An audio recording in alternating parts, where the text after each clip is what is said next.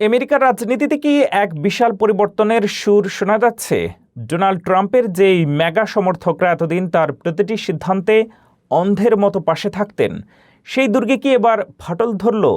সাম্প্রতিক একাধিক জনমত জরিপ বলছে ট্রাম্পের নিজের ভোটারদের মধ্যেই এখন শুরু হয়েছে চরম অসন্তোষ এবং আফসোস। ইরান যুদ্ধ আর আকাশচুম্বী মূল্যস্ফীতি কি তবে ট্রাম্পের সাজানো বাগান তছনছ করে দিচ্ছে? বিস্তারিত জানুন রিপোর্টে।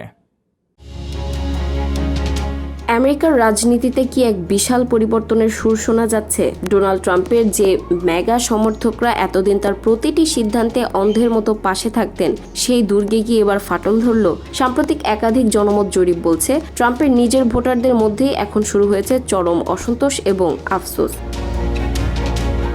2024 সালের নির্বাচনে যারা ট্রাম্পকে জিতিয়েছিলেন তাদের বড় একটি অংশ এখন বলছেন তারা নিজেদের সিদ্ধান্ত নিয়ে নতুন করে ভাবছেন।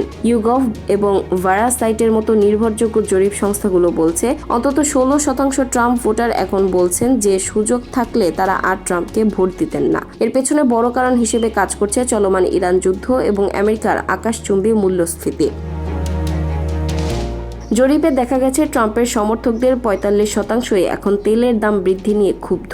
39% মানুষ মনে করছেন ট্রাম্প মূল্যস্ফীতি নিয়ন্ত্রণে ব্যর্থ হয়েছেন। এমনকি যে অভিবাসন ইস্যুতে ট্রাম্প সবচেয়ে বেশি গর্জে উঠতেন সেই বিষয়েও 15% সমর্থক তার কাজে খুশি নন।